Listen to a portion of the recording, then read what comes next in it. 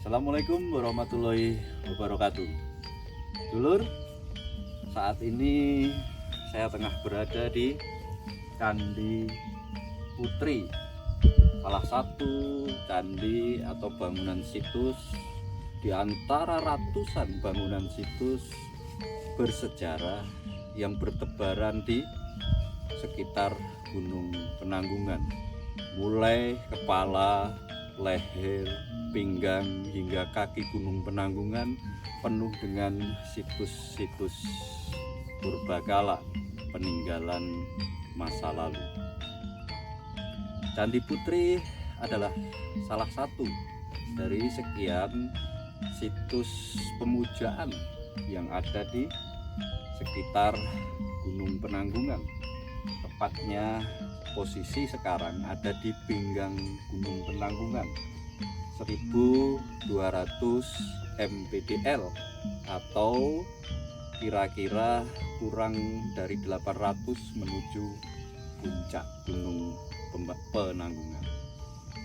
Seperti dulur-dulur lihat ya, Candi Putri ini seperti umumnya candi-candi yang ada di tanah Jawa itu dengan memposisi punden berunda, menunjukkan bahwa ini dulu adalah tempat pemujaan, dan itulah barangkali salah satu karakteristik peninggalan arkeologis Nusantara, khususnya adalah Jawa, selalu meninggalkan peninggalan-peninggalan yang bersifat vertikal atau religius. Sementara kalau kita ingat misalnya peninggalan-peninggalan di belahan bumi lain itu cenderung peninggalan-peninggalan yang berorientasi keduniawian. Sementara peninggalan-peninggalan yang ada di Nusantara dan di Jawa cenderung berorientasi ke ukhrawian.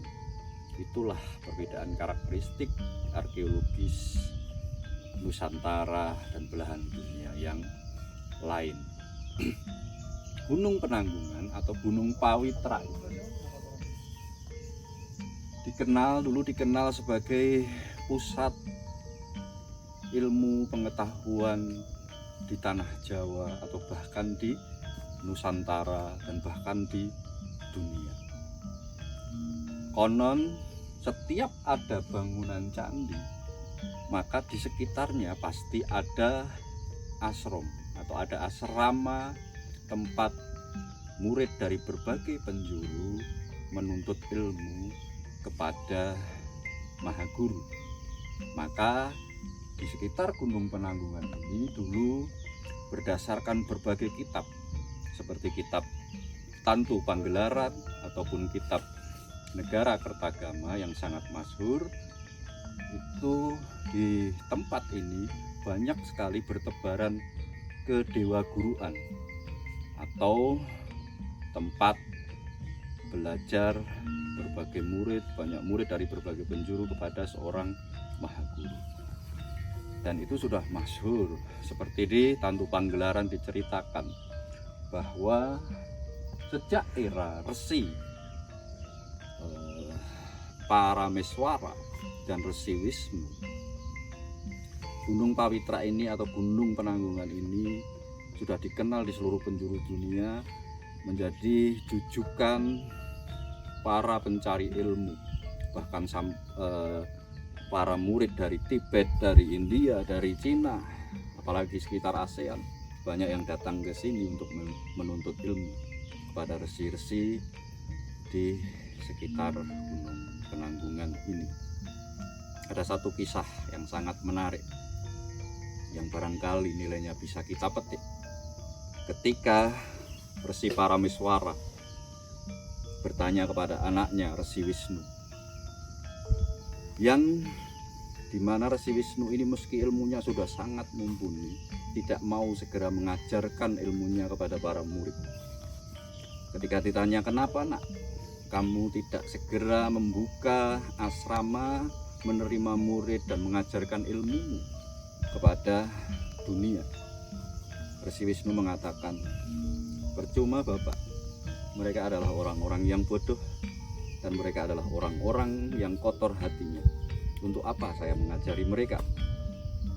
Kata Resi Parameswara, justru itulah manfaat atau gunanya ilmu. Itu untuk membuat orang bodoh menjadi pintar, orang yang hatinya kotor menjadi suci. Itulah kenapa gunung ini disebut Gunung Pawitra. Resi Wisnu mengatakan, tidak Bapak, sebelum ada orang yang datang dengan separuh badan, maka saya tidak akan mengajarkan ilmu saya. Kemudian beberapa hari kemudian, benar Resi Wisnu di suatu malam didatangi seseorang yang hanya separuh badannya dan memintanya untuk menjadi guru. Resi Wisnu betul-betul tidak menyangka itu akan terjadi karena dia bermaksud hanya bercanda dengan bapaknya. Maka dia lari terbirit-birit mencari Resi Parameswara bapaknya. Dan sejak itu Resi Wisnu mau mengajarkan ilmunya, membuka ashram di Gunung Pawitra dan mengajarkan ilmunya pada seluruh murid dari berbagai penjuru dunia.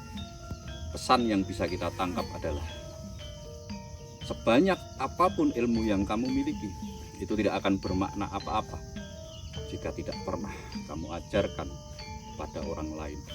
Jika tidak pernah bisa membuat yang bodoh menjadi pintar dan yang hatinya kotor menjadi suci. Assalamualaikum warahmatullahi wabarakatuh.